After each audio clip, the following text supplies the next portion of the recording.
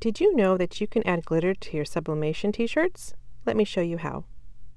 It's Michelle here from Michelle's Party Planet, and I shared this project on social media and lots of requests came in for a full tutorial, so let's get into it. We're going to start in Cricut Design Space. We're going to want a blank canvas to start a new project. I'm going to upload an image that I found on Creative Fabrica. It's a PNG, so it'll be pretty simple to upload. With the PNG, we have a transparent background, so there's no need to do any editing here. Once we have the image uploaded, we're going to go ahead and select Flat Graphic for this project.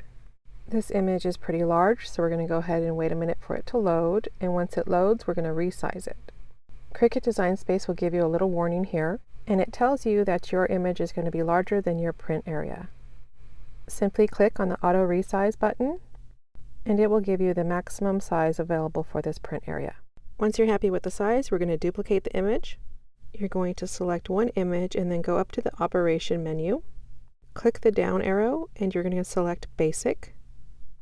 We're switching it to Basic so that we can isolate the pumpkin from the rest of the graphic. And we do this by using the Contour function. Click the Contour button, and then when the menu pops up, click Hide All Contours. This will leave you with just the pumpkin isolated. Close the menu, and now we're going to go to Offset. You can adjust the distance by moving the toggle. Once you're happy with the distance, click Apply. And I like to change the color of the offset to white since I'm using white glitter HTV. Now we're going to select the gray pumpkin and then change the operation back to Print Then Cut. We'll repeat this process with the other image.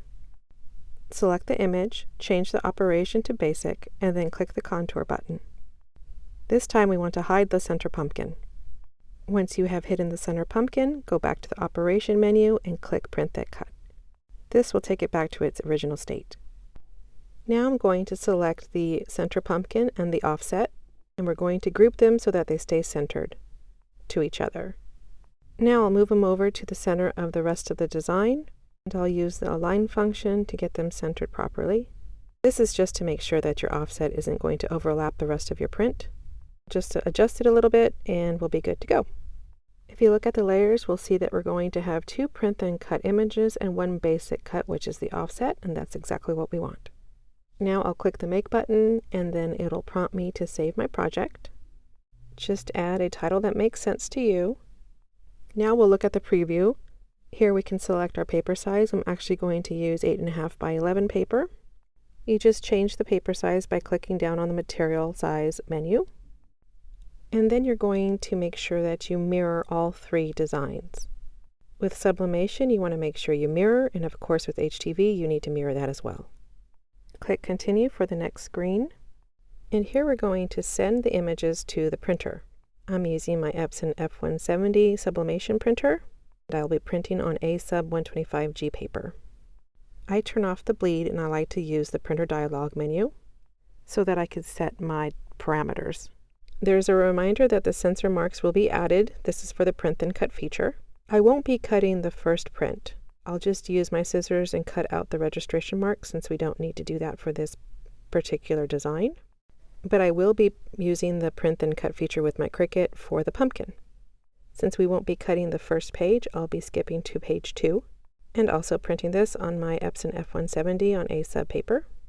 Again, I turn off the bleed and I use the system dialog to set my parameters for my printer.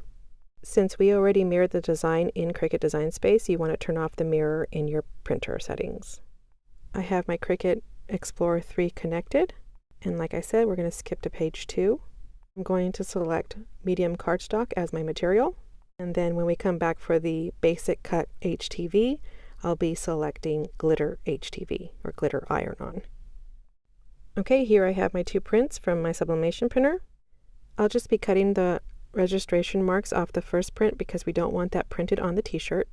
So just grab a pair of scissors and cut off the registration marks, making sure you don't cut any of the design. Now we're going to go ahead and use the Cricut for this next step.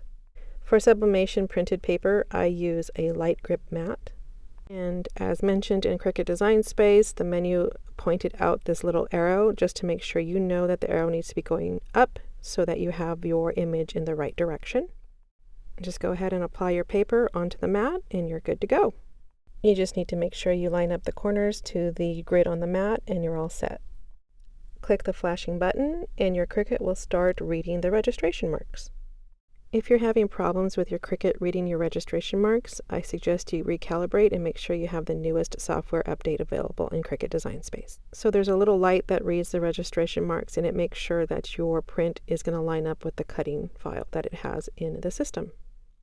While that is getting ready, I'm going to show you the vinyl that I'm using. I'm using HTV Ront Glitter White HTV vinyl. I use this glitter HTV all the time for sublimation projects. It's also a great way to apply sublimation to cotton t-shirts or cotton projects. It's hard to see the glitter on the camera, but it does have a glitter finish. And the glitter is what adheres to the sublimation ink. Okay, so my Cricut Explorer 3 is cutting the print out. I'm going to go ahead and just skip this part since we don't need to watch it all the way. So once it's done, you go ahead and remove your mat and then carefully remove your print from the light grip mat. And here is my cut design. As you can see, it cut very accurately, so I'm very pleased with that. And now we're going to switch gears and go over to step 3 of the design, which is the HTV. I'm going to use a standard mat for HTV. You want to make sure you put the shiny side down. And also make sure you don't have any wrinkles or air bubbles between the mat and the iron-on vinyl. Okay, now the Cricut's going to go ahead and cut the offset that we created in Cricut Design Space. While that is cutting, I'm going to go ahead and get my auto heat press set up. For the first application, we're going to use 400 degrees for 60 seconds. Okay, moving back to the Cricut, we're going to go ahead and remove the HTV from the mat, and I'm going to trim the excess off so I could save it for another project. I actually have a file system for all my scraps that you can see here. Each tab has a piece of vinyl so I know where to file away my scraps. My biggest problem is I forget to look here first before I start a project. Anyway, back to the project. Next we're going to go ahead and weed the HTV. I really love the HTV Ront vinyl, it weeds very nicely. Okay, now we're going to go ahead and prep our shirt. This is a 100% polyester t-shirt. Don't forget to use your lint roller to remove any lint or dust from your project. You do want to preheat your shirt. This will remove any moisture as well as any wrinkles on your shirt. This is an important step for sublimation. You want to remove all the moisture you can out of your t-shirt.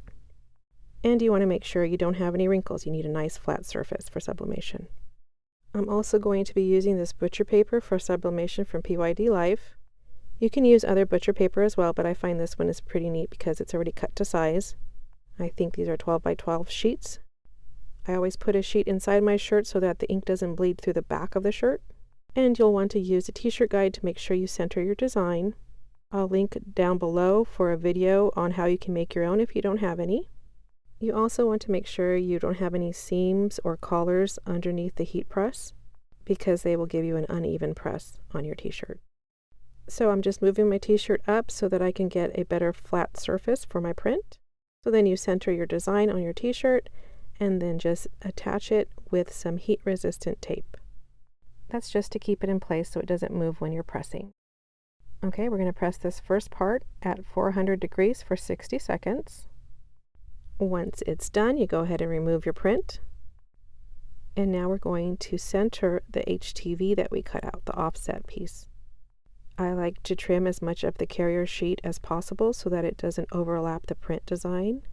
The carrier sheet could get some ink transfer if you have it covering the ink design that you've already sublimated.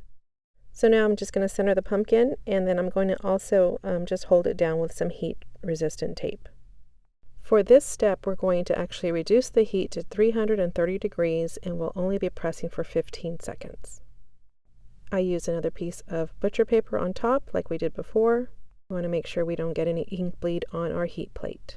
Now we're at temperature and we press. This is a cool peel HTV. So to speed up the process, I use this cooling block. Once the heat transfer is cool to the touch, we'll go ahead and remove the carrier sheet. Now we're going to go ahead and center our design on top of the offset. We'll secure it with heat resistant tape and add a piece of butcher paper. For this, the temperature is back up to 400 degrees for 60 seconds because we are sublimating the design onto the heat transfer vinyl. Glitter HTV has a high tolerance of heat, that's why this works so well. It doesn't melt and the ink sublimates directly onto the glitter.